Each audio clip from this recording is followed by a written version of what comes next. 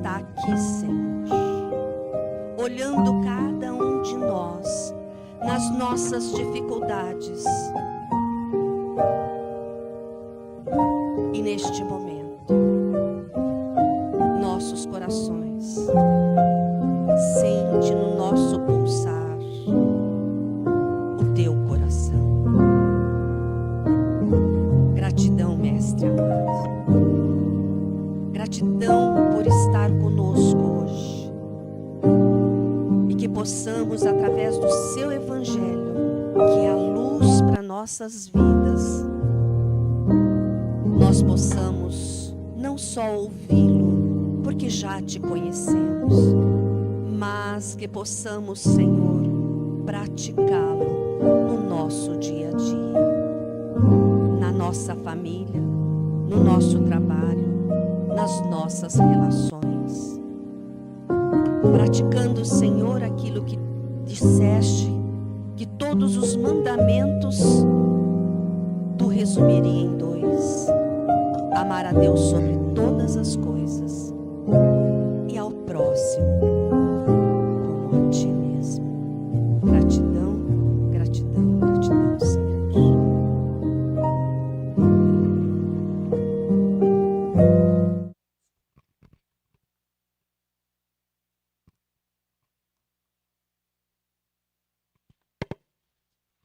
Queridos irmãos, boa noite a todos. É uma alegria imensa ter recebido o convite dessa família incrível que tanto aprecio. Foi uma surpresa. Estou muito feliz. Gratidão. Vamos começar aqui relembrando só o início para fazer mais sentido para o tema escolhido desta noite, do capítulo 19 do Evangelho, a fé que transporta montanhas, o poder da fé. E depois que veio para onde estava a gente, chegou a ele um homem que, posto de joelhos, lhe dizia: Senhor, tem compaixão de meu filho, que é lunático, e padece muito, porque muitas vezes cai no fogo e muitas na água. E tenho apresentado a teus discípulos, e eles o não puderam curar. E respondendo, Jesus disse: Ó geração incrédula e perversa, até quando hei de estar convosco? Até quando vos heis de sofrer? Trazei-me-o cá. E Jesus o abençoou, e saiu dele o demônio, e desde aquela hora ficou o moço curado. Então lhe disseram: por que não podemos nós lançá-lo fora? Jesus lhes disse: por causa da vossa pouca fé. Porque na verdade vos digo que se tiverdes fé como um grão de mostarda, direis a este monte: passa daqui para acolá, e ele há de passar, e nada vos será impossível. Então, hoje falaremos sobre a fé. E nada melhor do que para representar isso que Divaldo Pereira Franco e Francisco Cândido Xavier, que nos serviu de base para essa doutrina e também para outras pessoas de diferentes religiões. Então, aqui, quando nós falamos da fé, que Jesus fala, o tamanho da fé de um grão de mostarda, não são só apenas pelas doenças, mas qualquer problema que tivermos em todas as áreas da nossa vida, basta que tenhamos um pouquinho de fé, que já é a base e a estrutura. Vamos começar falando, em questão da fé hoje, das causas de todas as doenças. Todos nós, fica uma reflexão neste momento para cada um.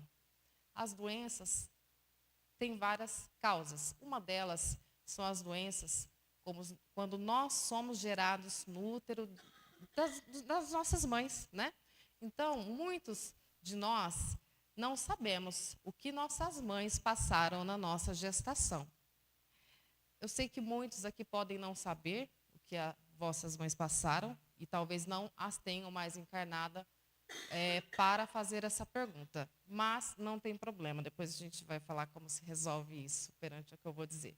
Então, por exemplo, a minha história, infelizmente, foi muito triste. A minha mãe me contava por cima, né, do que aconteceu na gestação dela. Mas o pior veio após o desencarne dela há 10 anos atrás. Eu só sabia o que ela me contava. E no dia do sepultamento da minha avó, após o sepultamento, há 8 anos atrás, eu estava em tratamento de um câncer. E ali eu recebi o restante da história, que foi assim para mim. Tinha acabado de, há menos de 2 anos, de sepultar a minha mãe, tinha acabado de sepultar a minha avó, foi coisa de 2 horas após, em um tratamento de câncer, e receber essa notícia, que foi assim muito trágica na história da minha mãe. E nós sabemos, e isso é comprovado também, que todas essas emoções de uma mãe passam para a criança que está sendo gerada. E ali eu entendi muitas coisas que aconteceram na minha vida que eu não entendi e não tinha motivo de ser, né? Então, isso isso acontece com todo mundo. Algumas mulheres têm uma gestação mais tranquila, outras com problemas, infelizmente, né, sociais, emocionais, de aceitação, de rejeição, enfim, muitas coisas de abandono que podem influenciar nas questões do desenvolvimento humano e problemas espirituais.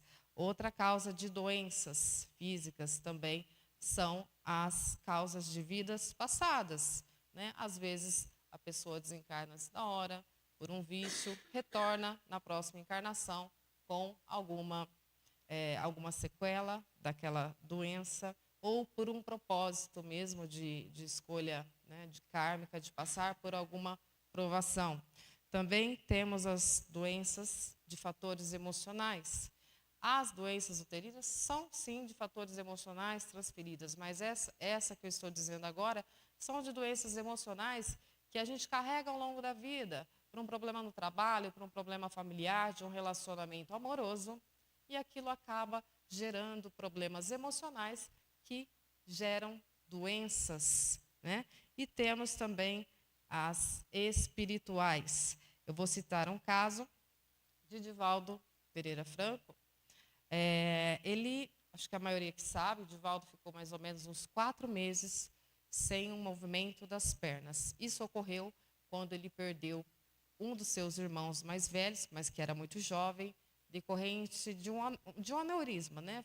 Foi bem súbito assim, passou mal e no dia de São João e desencarnou ali no meio da comemoração. E foi velado na sala de casa. Então, ali durante o velório, o Divaldo começou a se sentir mal. Era um menino muito novo, de família católica. Lembrando que para ser médium, não precisamos ser kardecistas.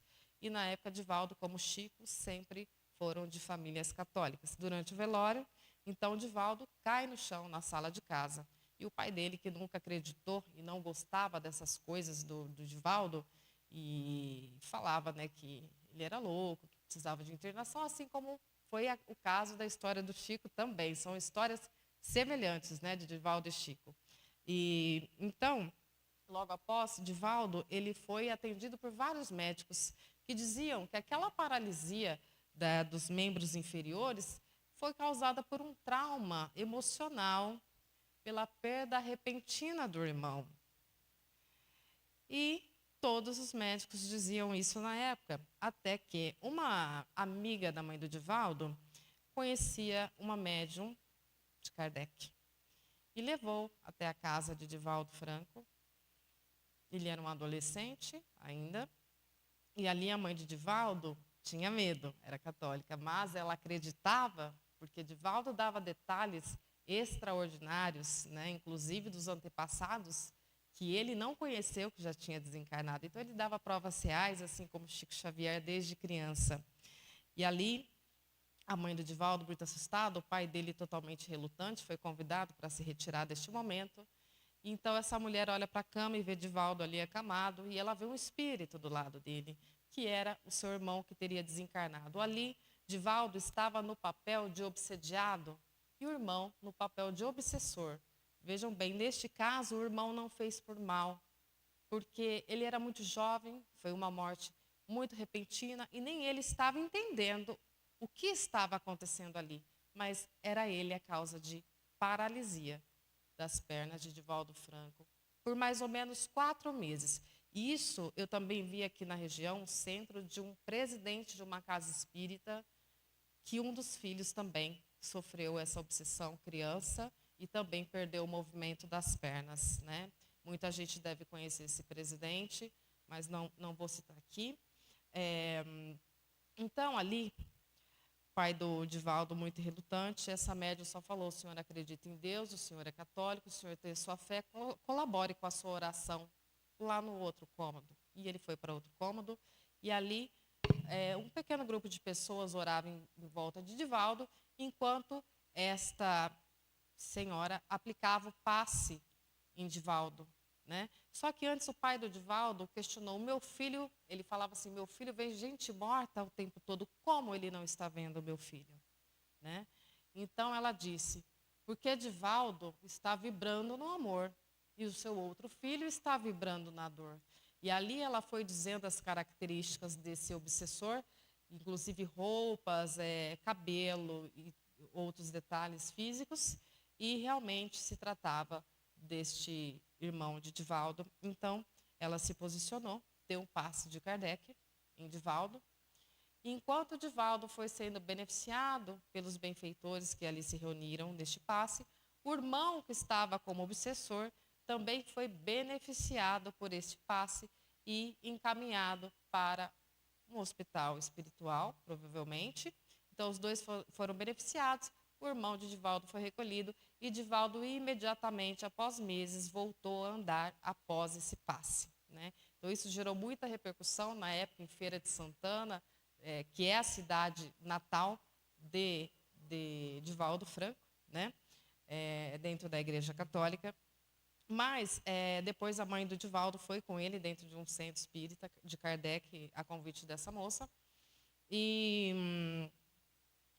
ela pegou e falou, né, para a mãe do Divaldo que a mediunidade dele era muito rara e que ele precisava desenvolver este trabalho, começar a ir num centro espírita, de verdade mesmo, né? Então, ele foi convidado a se mudar de Feira para Santana, para Salvador.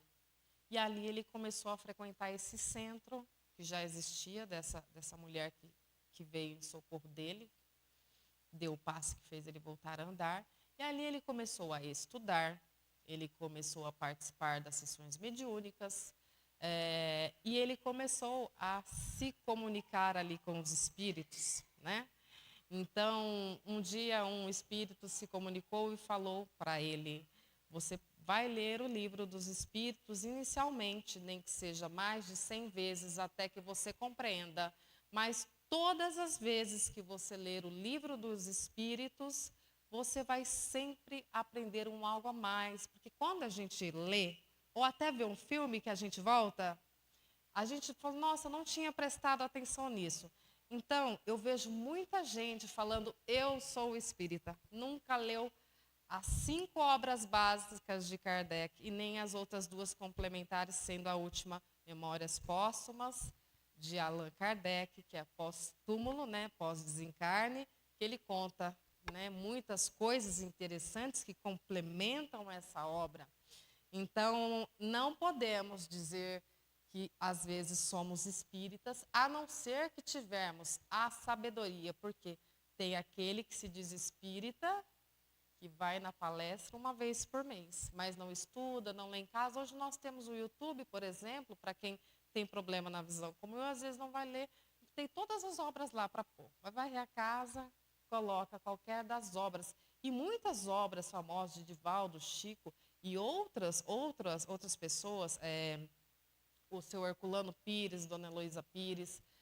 Tem também algumas coisas gratuitas pelo YouTube para nós irmos ouvindo, se quando a vista estiver cansada. Então, hoje eu falo que não existe desculpa, né? Mas, por exemplo, tinha uma médium que trabalhava com eles, que Divaldo questionou para Joana de Ângeles o porquê que ela deu o livro dos espíritos de presente para ele, isso há um pouquinho mais de 70 anos atrás, quando ele se mudou de Salvador para Salvador, se ela nunca tinha lido o livro dos espíritos. E Joana de Ângeles disse: porque ela não sabe ler, mas ela é espírita, porque ela tem sabedoria. E ela nós podemos sim considerar espírita. mas há diferença, né? A sabedoria, a bondade, o discernimento, a caridade sem interesse, né? Então, ali, um dia nesse centro espírita, ainda não tinha sido fundada a Mansão do Caminho, chegou um casal. E esse casal tinha perdido um filho que também era jovem. Então, ali, esse filho se manifestou através da fala e do corpo de Divaldo Franco. E ele pedia para a mãe chorando muito, ele pedia: mãe, pare de pensar em suicídio. Pare de se entristecer. A vida continua. Trabalhe na caridade e muitas coisas bonitas. E assim, ela recebeu essa mensagem, porém o marido, um médico psiquiatra, né? Ele pediu o seguinte para o pai: pai, o senhor é um médico psiquiatra e assim como o senhor estudou também o cérebro humano, eu peço para que o senhor estude o espiritismo, pois chegará um momento que a medicina não conseguirá explicar tantas doenças físicas e psicológicas. Aí ele complementa: olhe quantas pessoas medicadas e dentro de, antigamente se falava manicômios, hoje hospitais psiquiátricos, internadas injustamente, sem doença alguma, como loucos e tomando muitas medicações, enquanto na verdade são pessoas que estão obsediadas, elas não estão doentes, elas precisam de tratamento espiritual. Então, agora, como o senhor aprendeu muito bem, com excelência, a estudar o cérebro humano pela psiquiatria, o senhor precisará estudar a espiritualidade, porque isso não é justo. E assim o pai concordou. Isso foi 70 anos atrás. Veja que interessante. Conversei com vários médicos, né? Estive no Hospital do Câncer pelas questões, né, que tive lá no passado com a minha mãe e minhas também. E eles falavam assim para mim: olha o que a gente tem que pensar. Eles acreditam nisso e eu estudo muito sobre essas coisas e eu tenho uma plena convicção que é isso. Muitas pessoas falam: ai, meu pai teve câncer, eu vou ter. Minha mãe teve AVC, eu vou ter. Espera aí. Os médicos, a maioria, não todos, né, acreditam que todas as causas de doenças físicas, elas são emocionais. Claro que espirituais também, mas nem todos os médicos ainda acreditam nisso. Então, eles acreditam mais nas causas das doenças por fatores emocionais do que por hereditariedade. Como que eu posso acreditar, por exemplo, vou dar um exemplo, numa pessoa que a família da mãe inteira ali teve, 2 ou 3 pessoas teve câncer, eu escuto muito disso. Ai, a família da minha mãe ter câncer, eu tenho possibilidade de ter. E na família do seu pai tem? Não. E quanto você tem de genética de cada um dos dois? Você sabe? Acho que é meio a meio, né? Pelo menos. Então, por que você vai pensar na pior parte? Sendo que, de repente, você puxe se for tratar de genética, você, de repente, vá para a genética do seu pai, que não tenha nada. Vice-versa. Está vendo como que é? A causa de todas as doenças. Então, hoje, a medicina não trata muitas coisas como hereditariedade emocional. Isso aconteceu comigo. Eu passei por 6 lutos e um câncer e 4 anos. E as pessoas falam: espírita não pode chorar. Chora, porque nós somos humanos, estamos encarnados e sentimos as dores, né? Porém, já avançamos um passo muito grande de estarmos aqui. Eu falo que eu fui meio Chico Xavier, meio Divaldo Franco da vida, porque eu já era de Kardec, frequentava a igreja e era legionária mesmo sendo de Kardec. E ali eu também era perseguida dentro da igreja por padre, por não aceitar que eu estava dentro de Kardec. Gostava de ver como os padres de Chico e Divaldo, eles tinham que fazer o papel dele, mas naquela época, hoje já está diferente, né? E tenho amizade com padres na minha família, mas assim, eles tinham que fazer aquele papel deles, né, antigamente. E comigo aconteceu a mesma coisa. Já tinha essas questões espirituais, uma mediunidade muito ostensiva que assustava e para os padres eu era uma aberração. né? Mas era legionária, ia visitar os doentes, criança, adolescente, ia rezar, curandeira ia rezar, rezava em foto, ajudava a curar pessoas e era assustador. Até que um dia eu segui o meu caminho como eles fizeram, né? E virei para eles, para o pessoal da Legião de Maria, para o padre, falei, o meu caminho realmente foi e sempre será de Kardec. E nunca mais voltei. Assim como eles também, né? Mas com muito respeito, com muita gratidão, porque todos têm o seu momento para se seguir, né? Então, Chico Xavier também, ele teve falando dessas questões espirituais, ele teve essa história vocês conhecem, mas eu vou repetir. Ele sofreu uma obsessão ali na casa dele, ele levou um tombo, né? E ele já mais de idade, mais debilitado, e na hora Emmanuel, só antes dele falar qualquer coisa, já falou, agradeça. Aí a hora que ele ia falar de novo, Emmanuel, agradeça. Falou, mas por quê? Eu quase me arrebentei inteiro e eu tenho que agradecer. Ele falou assim, poderia ser pior, pois eles estavam esperando que você se manifestasse com nervosismo ou com algum desequilíbrio para que eles pudessem te atacar, espiritualmente, vamos dizer assim. E ali também, Chico também via. Mas lembra da história que Divaldo não conseguia ver o irmão? Chico não estava vendo a legião de obsessores que estava em volta dele. Só esperando, né? E tem muito disso. A gente, às vezes, está nervoso, tudo é um portal. Você está nervoso, você bate a porta do carro, você bate a porta da geladeira, a porta de casa. Ah, mas você pode ter certeza, você está sozinho, mas tem 200 ali esperando você dar uma dessa para eles encostarem.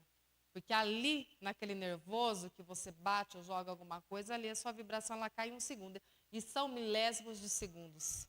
E Chico Xavier falava, quando pessoas perguntam de inveja, de trabalhos religiosos, né, para poder jogar energias ruins nas pessoas, Chico Xavier dizia, está vendo essa parede? Ela não tem, se ela tiver um buraco, passa, né? Mas e se ela não tiver um buraco, nada entra. Assim ele falava da nossa vibração. Mas por isso a gente fala orar e vigiar. E é muito difícil. Porque às vezes 1 segundo, como eu falei, que a nossa vibração cai num pensamento rápido, numa baixa vibração rápida de uma notícia que a gente recebe, é o que eles precisam para estar com a gente, né? Então, imagina Chico Xavier e Divaldo Franco. A mediunidade ostensiva, ela é muito, muito delicada, né? Então, eu sempre oriento as pessoas que me procuram. Quem tem essa mediunidade desde nascença, cuide dela. Quem não tem, vá desenvolvendo com o tempo, conforme o merecimento da espiritualidade. Porque eu vejo muitas pessoas querendo forçar desdobramento, né, que a gente faz dormindo, trabalhar nas colônias espirituais, fazer o socorro de resgate de pessoas que nós nem conhecemos e lidar com aquela situação tão difícil de mortes coletivas, e você ter que ajudar num resgate, é muito sofredor, né? Ainda mais quando é de pessoas que a gente conhece. Então eu vejo pessoas tentando desenvolver coisas que elas não sabem o peso que tem, né? Não sabem a dificuldade que é viver uma vida assim, de você estar ali com mais desencarnados, com encarnados no seu dia a dia. E ali você acaba se acostumando. Então nunca deixem, estudem, né? Eu sempre falo estudem e deixe que a espiritualidade dê o desenvolvimento natural para cada um, porque eles dão o que cada um suportam. E se eu nasci com uma mediunidade mais ostensiva, porque eu fiz esse compromisso, Divaldo, Chico e outros, né? Então nada forçado. Chico, por exemplo, ele tinha várias doenças, semicegueira. Antes de ir para a fazenda modelo em Pedro Leopoldo, sua cidade natal, que foi antes de Uberaba, o Chico, para não ser internado no manicômio, o padre, né, nós sabemos, ele pediu para o Chico trabalhar ainda muito criancinha. Então, o Chico foi trabalhar, não sei, agora eu não me lembro direito, porque são muitos detalhes, eu não me lembro se foi numa algodoeira, e lhe causou muitos problemas pulmonares, eu acho, não foi bem uma tuberculose, mas um problema pulmonar grave, que ele sofreu com esses problemas respiratórios durante ao longo da vida. Ele era uma criança. Depois, ele conseguiu entrar na Fazenda Modelo, acho que como serviços gerais, e depois, com os anos, ele teve um cargo melhor ali, que ele conquistou pelo mérito dele. Chico trabalhou na Fazenda Modelo até a sua aposentadoria, e por motivos de saúde e outros, ele se mudou para Uberaba já depois desse tempo, né? Já com uma certa idade. E é uma pessoa assim, né, que a gente vê, nunca reclamou. Ele teve outras doenças, doenças de pele, não era à toa que ele usava aquela peruca, tem um porquê, né? Da sensibilidade das doenças de pele que ele tinha. A angina, né? Que é uma dor terrível, insuportável, que a pessoa, quando a angina ela vem, a pessoa acha que fala, agora eu vou, né? Divaldo Franco também passou por angina, e ele foi curado, se não me engano, quando ele estava num dia com a irmã Sheila. Disso daí tem uma história que ele mesmo contou. Ele sofria muito com a angina, porque realmente é terrível, e foi curado. Esse foi um dos problemas que Divaldo teve, não precisou passar por uma cirurgia para desobstruir uma veia, que eu acho que estava 95% comprometida, né? Até um dia, o médico pediu para ele ficar em repouso, e Joana de Anjos falou assim, o que você está fazendo aí? E ele falou assim, eu vou morrer. O médico falou que está 95%, já estou 95% morto, ele dizia. E a Joana de Anjos falou assim, está vendo eu aqui? Perfeita? Então, eu estou 100%, não estou? Se precisar, mais 5%, você fica bom que nem eu. Levanta daí agora e vai trabalhar. Que era a sessão mediúnica. Ele foi. E ele foi curado, né? O Chico pediu para ele fazer acho que uma palestra lá, e ele ia ficar, inclusive, sem voz por esse problema. Ele falou, eu vou ficar mudo, como que eu... E ele fez as palestras que o Chico pediu, e ali, depois disso, ele foi curado. Foi tudo as cordas vocais, esse problema da angina, a veia que estava ali entupida, né? Que a gente sabe.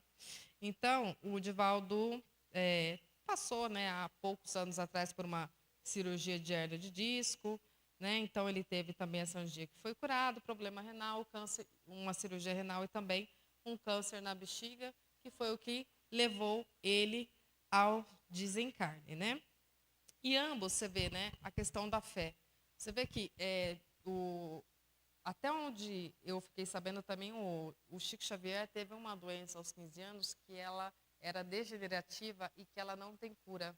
E que ela compromete todo o sistema psíquico, motor e cognitivo. E ele foi curado, né? Então, olha que grandes exemplos. E sempre sem reclamar. Então, aqui no caso, quando o Divaldo estava lá neste centro, quando ele foi de Feira Santana para Salvador, como que foi fundada a Mansão do Caminho, né? Primeiro que começou a ficar pequeno, mas mesmo assim, né, eles continuaram lá. Mas os vizinhos começaram a reclamar muito, porque ali fazia filas. E ali os vizinhos reclamando e sendo um pouco assim, né, grosseiros. E Divaldo conversou com essa presidente dessa casa espírita e falou, nós precisamos nos mudar. E aqui também já está pequeno para nós.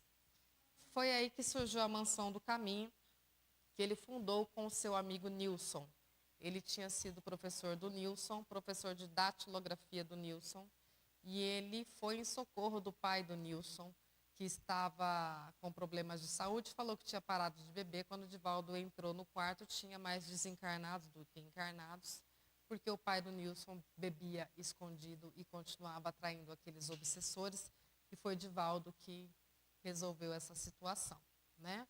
Então, o Nilson, que aí ajudou a fundar a Mansão do Caminho, e aí definitivamente foi a fundação mesmo de Divaldo Franco. E interessante que quando o menino Divaldo Franco teve a visão né? Ele teve a visão de ele, numa idade um pouquinho mais avançada, a visão da mansão do caminho e de onde ela seria.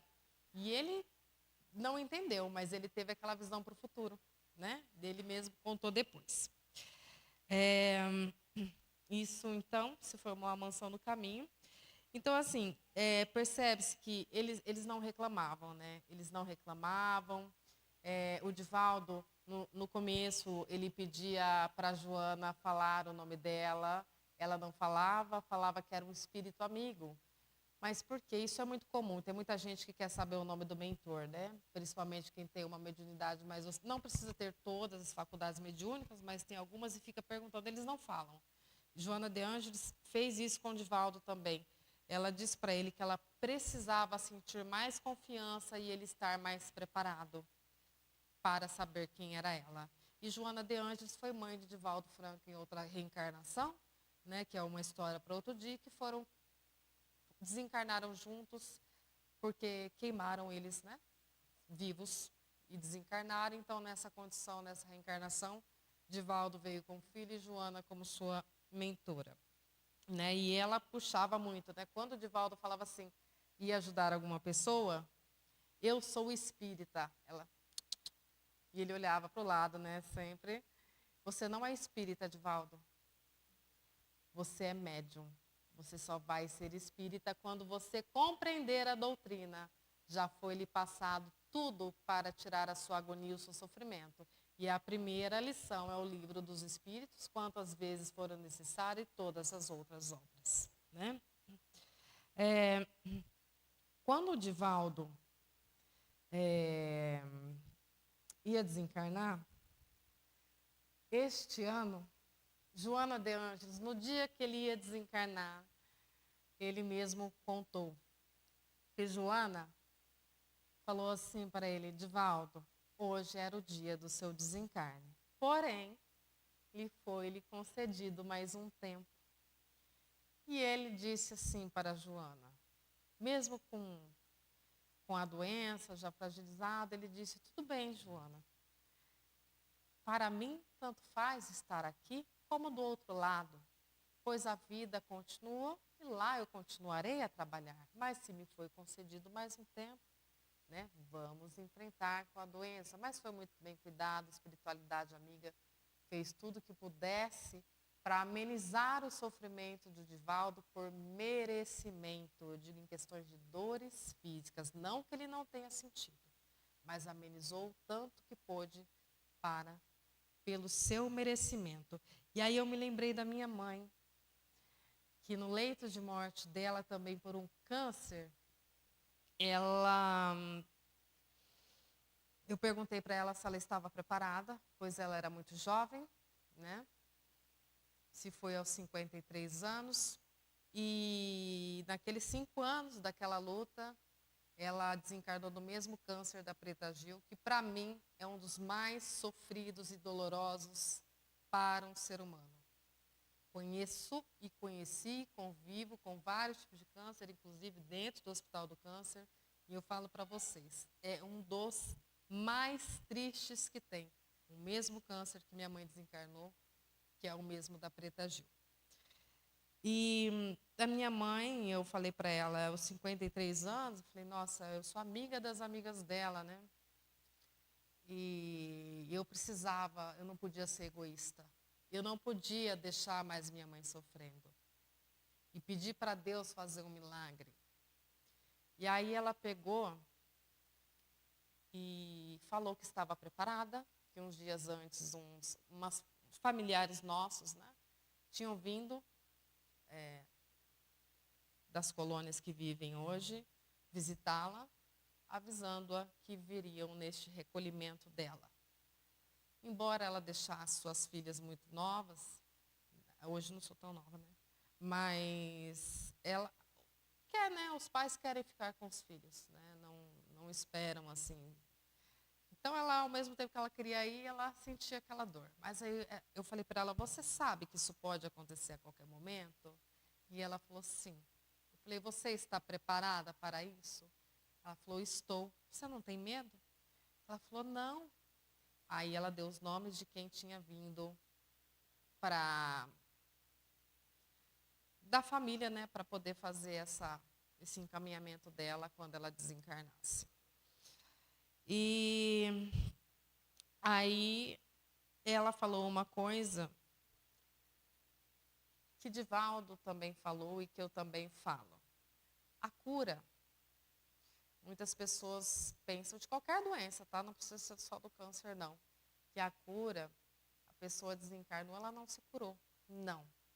Ela se curou sim. É que tem curas que elas só acontecem através do desencarne. Por exemplo, o corpo físico ele é uma prisão. É a mesma coisa, vamos colocar um exemplo, um filho que foi preso, por exemplo, numa cadeia penitenciária mesmo. Quando este filho é solto, principalmente quando é injustamente, como aquela mãe se sente? Feliz, não é? O corpo físico é uma prisão para todos nós. Quantas lutas e provações, provas, expiações nós passamos por aqui. Então, quando se desprende, é a libertação.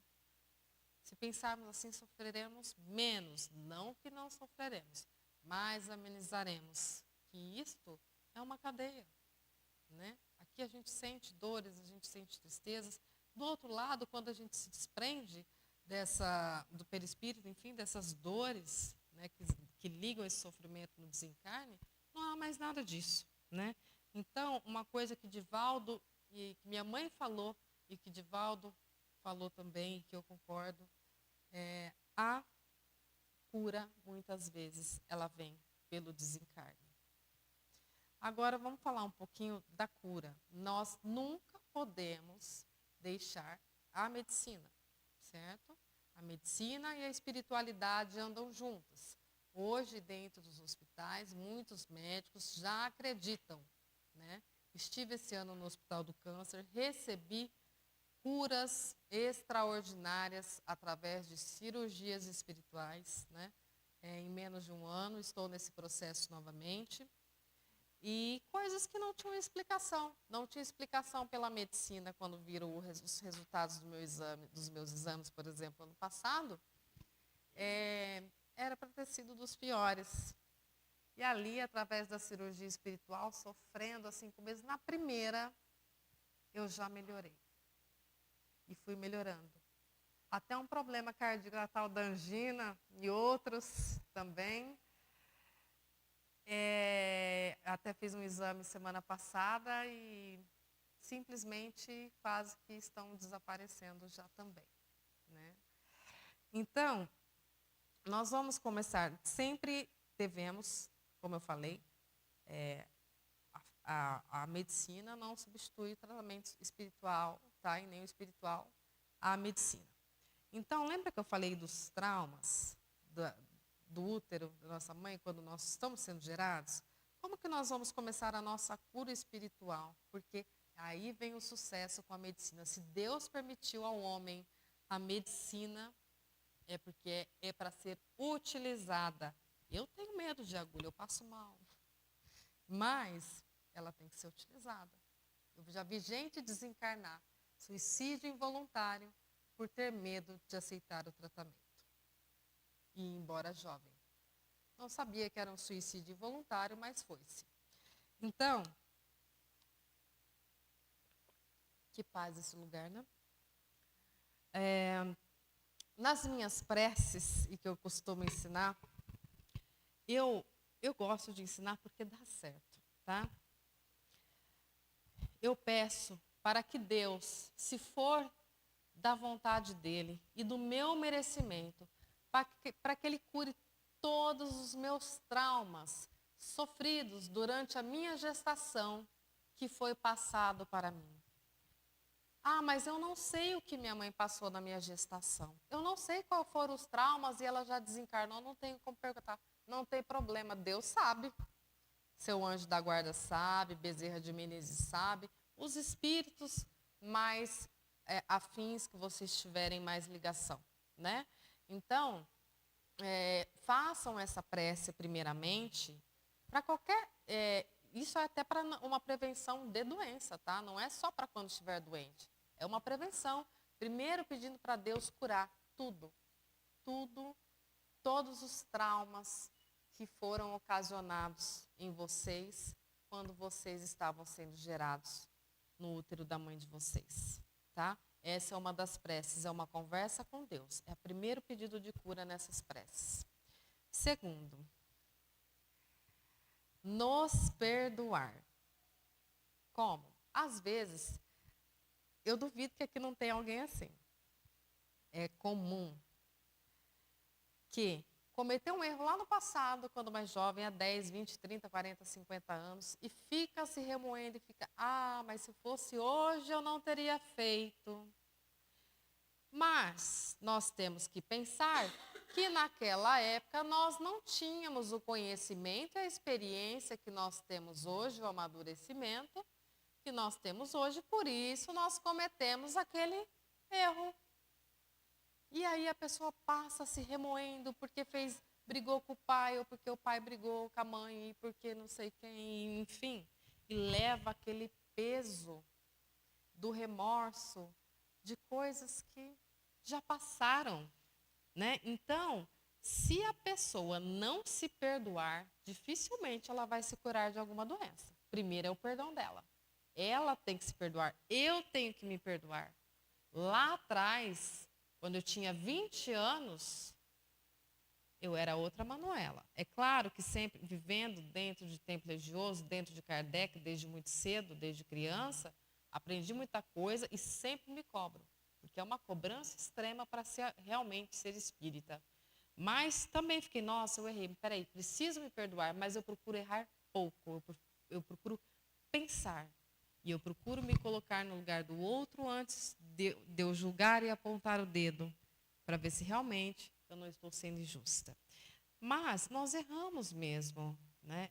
Se nós fôssemos tão perfeitos, estaríamos no lugar, eu ia falar Emmanuel, mas Emmanuel já está reencarnado, né? No interior de São Paulo. Então vamos falar de Joana de Ângeles, ou outros espíritos. Nós estaríamos como eles, nós não estaríamos aqui. Enquanto encarnados, é porque somos seres que erraram ou que vieram para evoluir, né? Então, nós precisamos sim nos perdoar para nos curarmos. Caso contrário, não tem cura. Não tem. E aí, terceira oração, terceira prece. Perdoar o próximo. As pessoas falam assim para mim, nossa, Manuela, mas é tão difícil perdoar o próximo. Mentira. Não é. Eu comecei essa prática muito cedo. E por mais que as pessoas, quanto mais mediunidade você tem, mais você é perseguido, né? Tem uma coisa assim, a energia, ela desperta nas pessoas sem querer a inveja, muitas coisas que nem elas entendem, tá? E se você, aí você fala, eu perdoei aquela pessoa que me fez mal, mas se eu vejo ele na rua, eu finjo que ele é um pezinho de porta. Não, você não perdoou. Eu perdoei, ele me cumprimentou na rua, mas eu não respondi. Você não perdoou. O dia que só quem já perdoou alguém sabe o alívio que é. A paz que você sente dentro de você é indescritível. Não tem como saber como você não perdoa uma pessoa, porque quando você perdoar, você vai sentir que é uma sensação inexplicável. A pessoa te cumprimentou, aquele que te fez mal, cumprimenta de volta. Você vai ver a paz que você vai sentir na hora. E que nem é tudo isso, porque nós temos que aprender que as pessoas, elas estão em grau de evolução diferente dos nossos. O meu espírito pode ter 500, da dona Romana pode ter 700, e do seu Ademar pode ter 300. O do outro pode ter só 50 reencarnação. Né? Então, olha, você vê que a gente convive aqui nesse ambiente, tem reencarnações de várias idades aqui, de espirituais, de reencarnações. Como que eu vou exigir do outro se ele não tem o mesmo número de reencarnação minha? E como que eu vou exigir? Como que Divaldo e Chico poderia exigir de mim se eu não tinha o mesmo tanto de reencarnação como eles? É por isso que eles eram paz, amor, sabedoria, resiliência, porque eles tinham a noção do que eu estou falando aqui. do grau de evolução espiritual, de aceitarmos e respeitarmos as pessoas das casas espíritas e de todas as outras religiões, e do trabalho, da onde for, da família, e entender, às vezes a gente escuta certas coisas que a gente tem que se silenciar, porque às vezes aquela pessoa não é que a gente é dono da razão. Quando a gente tem o conhecimento absoluto de Kardec para fazer essa avaliação, a gente sabe analisar de que aquela pessoa ainda está num grau evolutivo menor. Muitas vezes ela reencarnou o mesmo tanto de vezes que eu ou do outro, mas ela não soube aproveitar e ela se estacionou e está lá apanhando ainda. Isso acontece. Tem gente que está aí na 200 reencarnação ainda, né, vive na erreticidade. Então, na questão de nos perdoar, errar é humano. O que nós não podemos é continuar cometemos aquele mesmo erro. Errou, aprendeu? Se corrija, é difícil. Mas o que nós não podemos é continuar vivendo na erraticidade. E perdoar o próximo, gente. Se a gente não se perdoar primeiro é com nós, depois é com o outro. Aí você perdoa o próximo. Se você não perdoar o próximo, não perdoar a si mesmo, então não tem o perdão verdadeiro também. Essa é a causa das doenças, é o ódio, o rancor, a falta de se perdoar, a falta de perdoar o próximo. Isso gera doenças emocionais e físicas, sem contar o tanto que baixa a vibração e entra as questões espirituais. Não adianta nós fazermos caridades, estudarmos, se nós não refletirmos e realmente entendermos o que aqui, né, Dona Romana e seu Ademar, é estudado, é compreendido e colocar em prática. E quantas vezes eu já vi em diversas religiões, né, tudo lindo virou as costas. Não é só dentro dos templos religiosos, porque eu sei que outras pessoas que são simpatizantes do Espiritismo de Allan Kardec assistem essas palestras, né? Nós mesmos atendemos pessoas de igrejas evangélicas, católicas e não só de Kardec, no outro centro.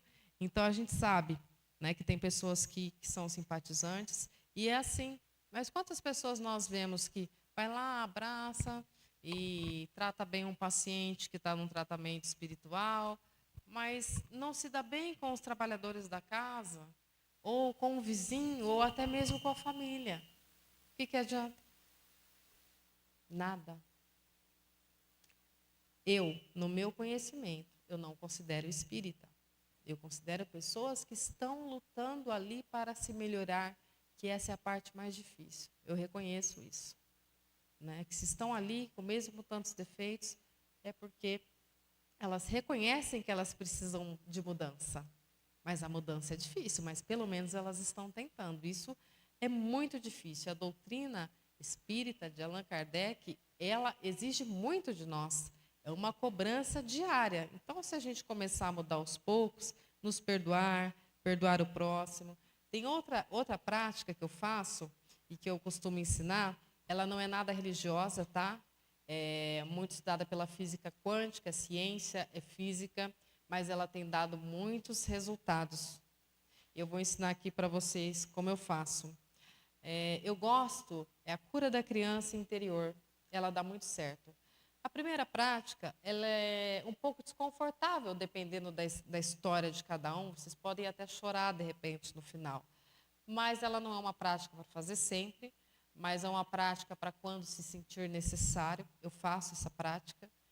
E a primeira vez foi dolorosa, mas foi necessária porque as dores diminuíram. Então, eu gosto de me imaginar, eu, Manuela, com 6 aninhos de idade, quando morava em Osasco, com a minha mãe, feliz, só eu e ela nessa época. Então, eu me imagino como uma criança de 6 anos de idade e deito na minha cama, pode ser qualquer hora do dia, tá, gente? No lugar, eu gosto de deitar na minha cama, ficar quietinha, fecho os olhos, me imagino aqui nessa idade que estou, com 41 anos, na minha imaginação, e do meu lado eu imagino aquela minha criança com 6 anos, pode escolher a fase da vida de criança que vocês quiserem. E ali, ela do meu lado, eu imagino na minha frente, como vocês estão, todos os meus antepassados, maternos e paternos, encarnados, e desencarnados. Claro que muitos desencarnados eu não conheci, mas mesmo assim, esta criança, eu falo para ela, vá até eles. E ela fica na frente deles. E ela pede perdão de modo geral, né? Eu peço o vosso perdão para os antepassados maternos e paternos, pois eu não sei o que eu fiz para vocês em outras reencarnações. Eu peço que vocês me perdoem, pois hoje eu não sou mais aquela pessoa. E ela também fala, eu perdoo vocês, eu não lembro o que vocês fizeram para mim, mas eu os perdoo. E ali, essa minha criança vai, senta no colo da mãe, que é a minha, no caso, já desencarnada, beija, abraça, mata a saudade, aquele momento de emoção, os avós, os que desencarnaram, que eu pude conhecer, né? E tem aquele momento único, maravilhoso, é muito real mesmo, é uma sensação inexplicável. E tem aqueles que estão encarnados, que fizeram mal para a gente teve que perdoar. E aí eu vou lá, que estão encarnados, mas eu imagino eles lá também.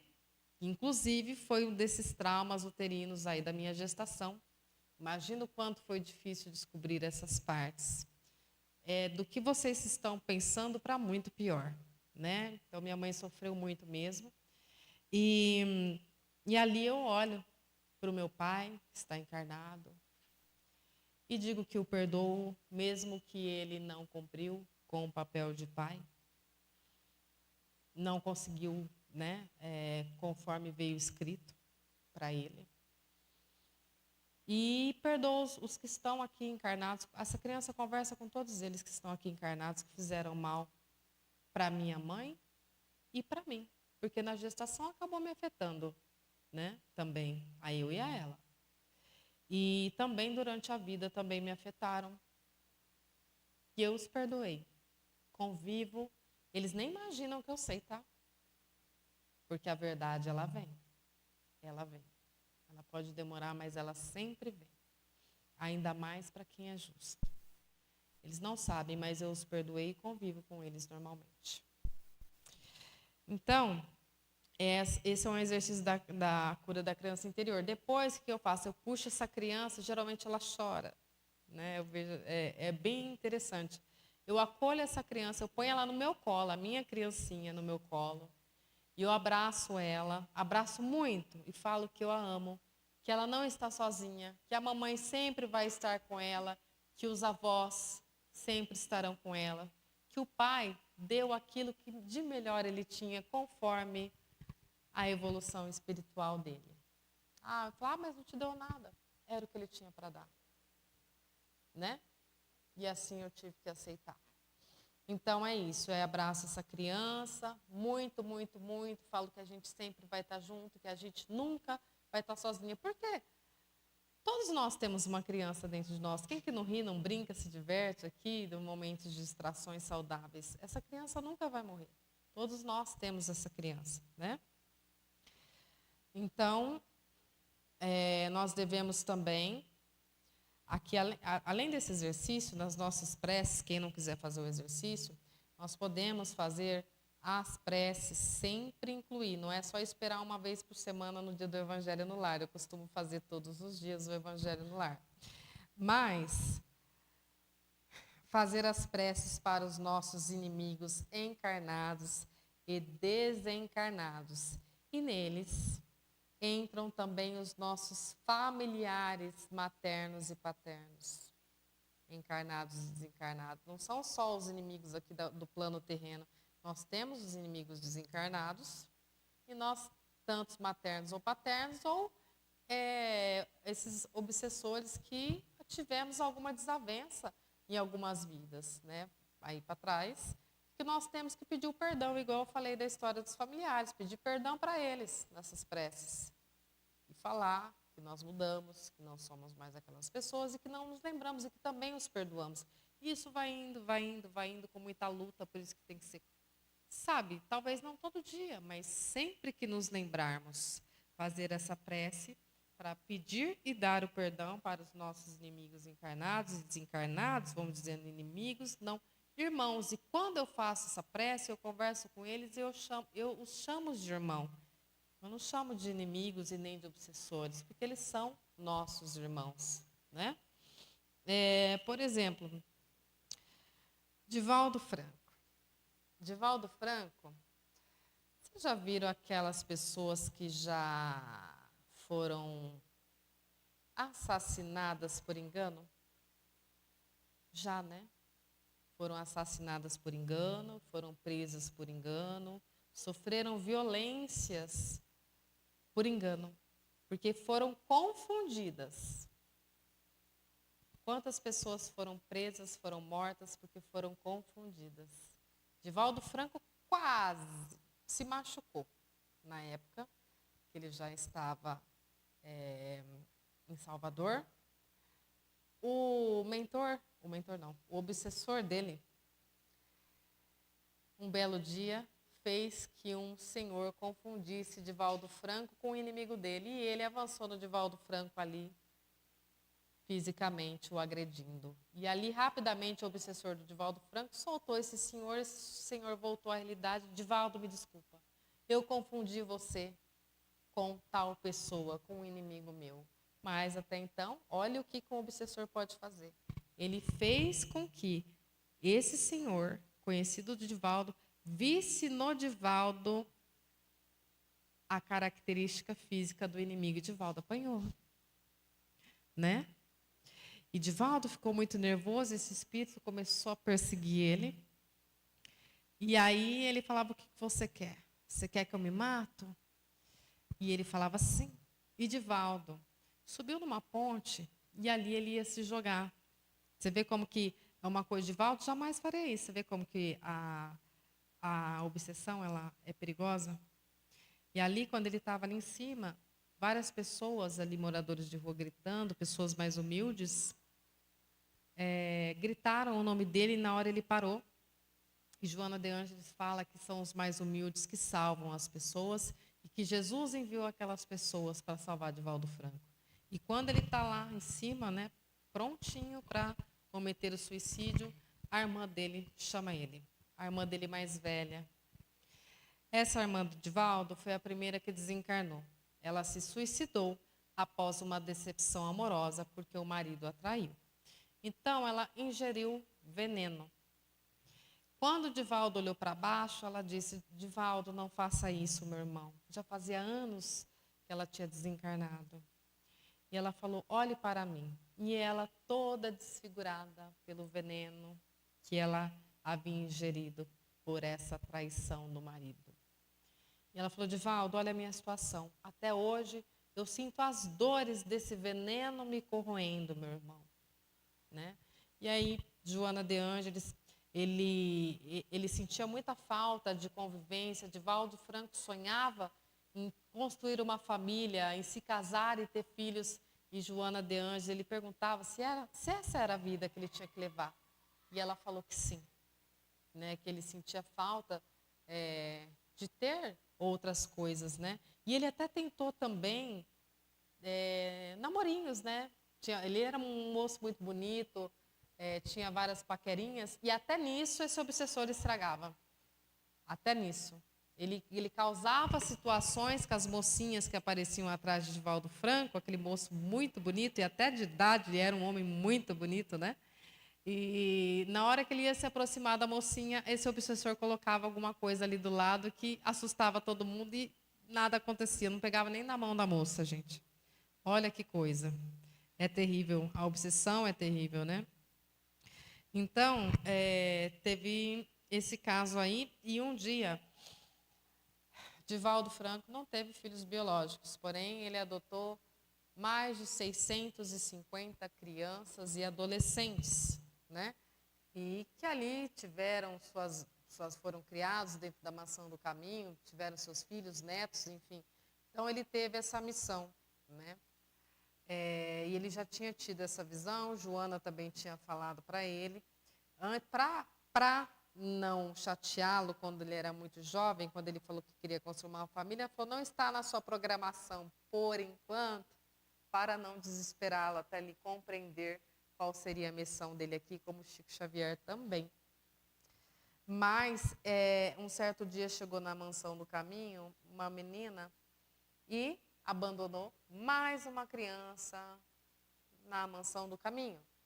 E o Nilson, amigo dele, que ajudou a fundar, que tinha sido seu aluno de datilografia, falou: Divaldo, nós não temos mais condições de abrigar nenhuma criança. E a Joana chegou e falou: não é um espírito qualquer.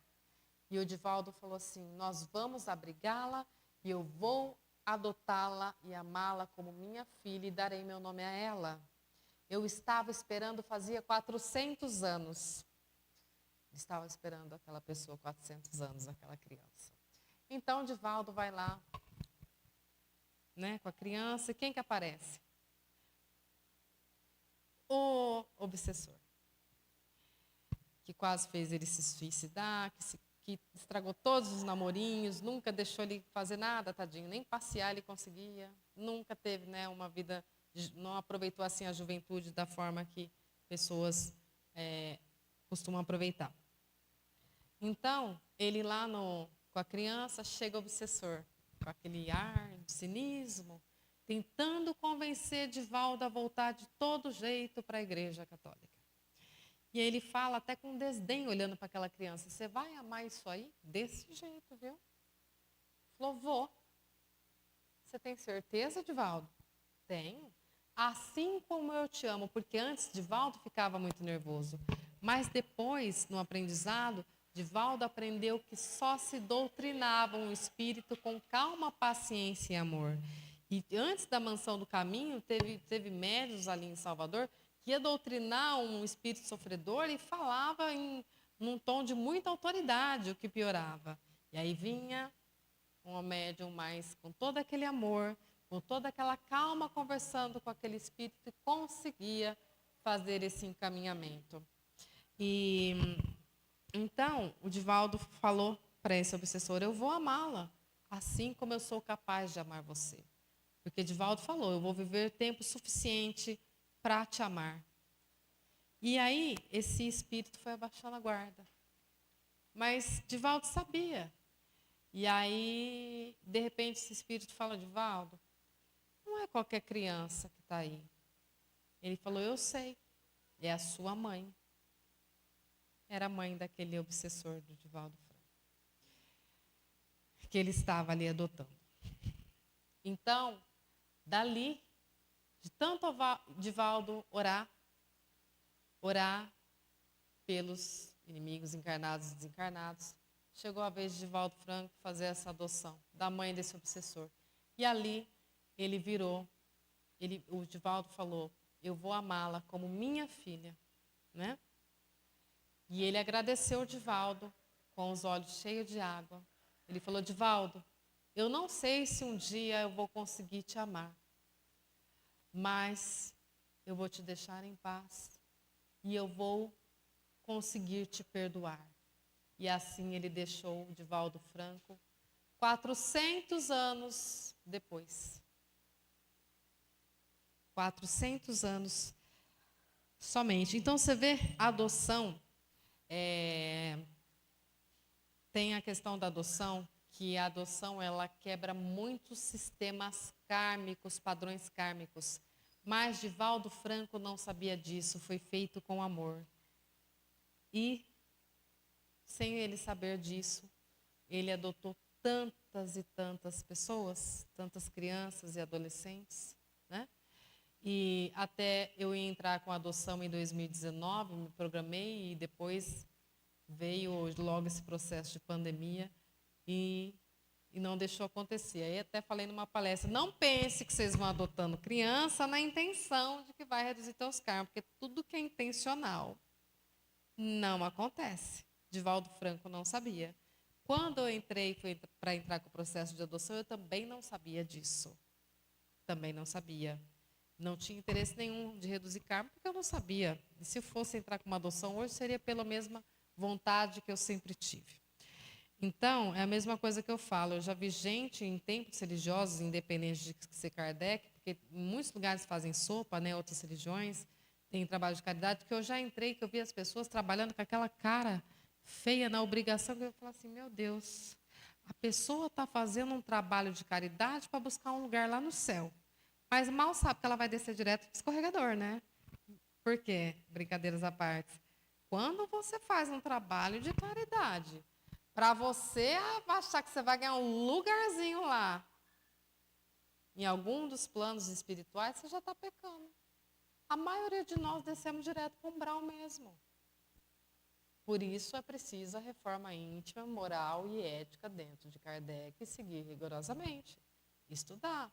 Né? Nós não precisamos ser como eles, não estamos muito longe, mas o mínimo, sabe? O mínimo com o próximo e com nós mesmos. Tá? Sobre doenças, sabe o que eu vejo? Estou terminando, tá? Eu vejo muitas pessoas falando sobre as doenças para todo mundo. Gente, eu vou falar para vocês. A Elisa Leão esteve aqui esses dias, né? Palestrante de Jales. Ela coordena um dos grupos do coral, lá do Hospital do Amor. E eu estive lá, ninguém sabia se eu estava lá em tratamento, se eu estava trabalhando na minha profissão de reabilitação de saúde, se eu estava cantando no coral. Porque eu trabalhei muitos anos com música desde criança, fazia lá no Emmanuel o violino por muitos anos, para o seu Romeu, inclusive. E ninguém sabia. Eu confundia as pessoas. Por quê? Todas as pessoas são ruins? Lógico que não, mas às vezes elas não têm, elas jogam energia para a gente que nem elas sabem. É igual a inveja. Tem gente que tem inveja e não sabe que tem, né? E como dizia Chico Xavier, a inveja ela destrói muito mais do que qualquer outra coisa. Né? E por que eu falo que a gente não deve falar sobre nossas doenças? Eu confundi a cabeça do povo. Quem achou que eu estava lá indo cantar, eu deixei achar que eu estava indo cantar. Quem achou que eu estava indo lá trabalhar, eu achei deixar que eu estava indo trabalhar. Porque assim, a pessoa fala que vai orar para você. Você vai perguntar para ela, não rezou um Pai Nosso. Tá? Não rezou um Pai Nosso. Mas ela contou para o vizinho, para o outro, para o colega de trabalho, para o outro, aí fica, nossa, coitado, está com câncer, nossa, coitado, tem um AVC. Coitado, está passando dificuldade. Ó as energias que vai jogando na pessoa que já está com problema. Coitado, está doente. É só ladeira abaixo a pessoa vai recebendo essa energia. Inclusive familiares, tá? Então, o que eu aprendi? Para tudo na vida, a gente, antes de dar certo, a gente tem que segurar, né? E para a doença é a mesma coisa. Essa energia baixa de coitado, meu Deus, está com doença, isso já vai, chega na pessoa a vibração. Do mesmo jeito, quando nós fazemos um tratamento espiritual numa pessoa, para receber energias de cura, aí está lá um monte de gente matando a pessoa antes da hora. E contando, mas não faz uma oração. Quer? Está com problema de saúde ou o que for? Aqui, ó, a base. Né? Os trabalhadores da casa, mas não sair. Imagina a energia, a gente está aqui fazendo um trabalho espiritual, né, de cura, e tem lá, nós estamos em 50 fazendo um trabalho de cura para ajudar no tratamento da pessoa, está a cidade inteira jogando uma vibração contrária, mas não está rezando um Pai Nosso. Entende?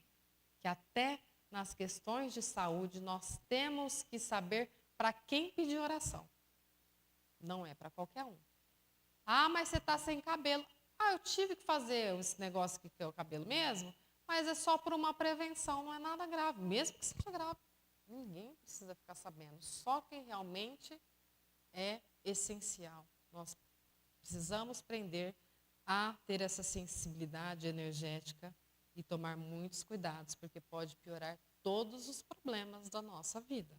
Tá? Então, não falarmos das nossas doenças.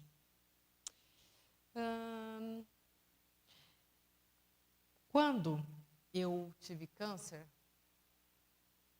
é claro que aqui a gente falou da fé do grão de mostarda. E eu tinha sim, e aliás tenho, por todas as provações que venho passando e todas as curas que venho recebendo pela medicina e pelas cirurgias espirituais. Porém, é lógico que a gente não consegue manter o equilíbrio inteiro, porque diante de uma doença, independente de câncer, AVC ou outras, nós temos aqueles 50%, né, da cura no plano terreno, do corpo físico, ou da cura pelo desencarne. E ninguém quer desencarnar novo, né? Mas isso é muito comum. Todos temos um tempo. E ali, por mais que eu me mantive em equilíbrio, eu recebia o diagnóstico do meu câncer sozinha, eu não tinha mais minha mãe, meus avós estavam doentes e era eles que eu tinha. Eu não quis contar.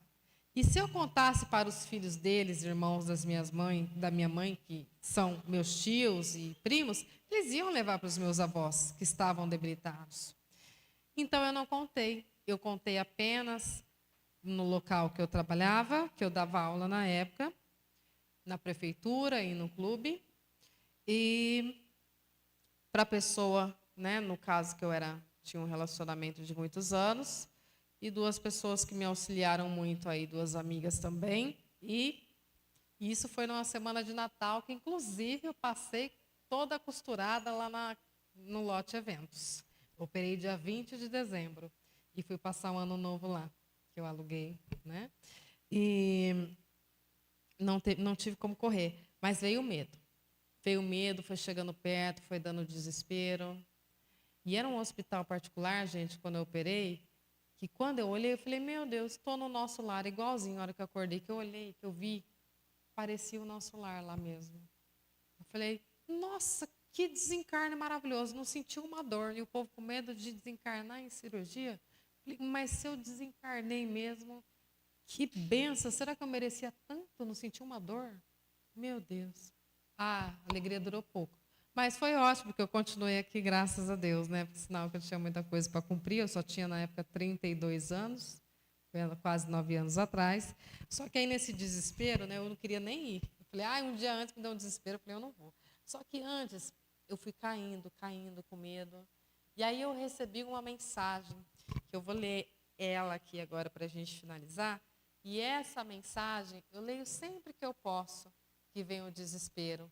Mas foi essa mensagem que me sustentou, que chegou até mim nesta época que eu estava, né, que eu tinha descoberto esse câncer e iria iniciar a cirurgia e depois o tratamento em 2016, um ano após o desencarne da minha mãe. Então essa mensagem chegou para mim. Acima de tudo, aceite-se como você é. Aceite a doença, não se rebele. Acontece com todos nós. Diga, olá, querida, você é bem-vinda, mas não é amada por enquanto. Eu lhe dou hospedagem por um tempo, mas como todo hóspede, você tem que ir embora. Você é alguém que está em curso como eu, na probabilidade de acontecer. Divaldo Pereira Franco. Foi esta mensagem que chegou até mim e que me deu a força e o equilíbrio, a mensagem de Divaldo Pereira Franco. Num dia que eu estava assim, né, naquela incerteza. Então, nós criamos a nossa realidade. Nós temos que, por mais difícil que seja, repetirmos, isso se torna um mantra. É como se fosse a lei da atração. Se nós reclamarmos dos nossos problemas, se nós ficarmos vendo só o que nos falta, não, mesmo que a gente estiver com problema de saúde financeiro, emocional, com a família, enfim, eu sou feliz, eu sou grato, eu sou abençoado, eu sou saudável, eu estou curado, a minha vida é abundante, é isso. O universo entende o que você emana para ele. E é isso que ele vai te devolver. Isso é comprovado. Então, se você falar, eu sou incapaz, eu sou doente, é isso que ele vai te trazer, mais doença, mais incapacidade. Entendeu? Mais infelicidade. Então, mesmo que o momento seja difícil, eu sou feliz, eu sou saudável, nós criamos nossa realidade. As palavras têm o poder de concretização nas nossas vidas. Muito obrigada, muita paz a todos.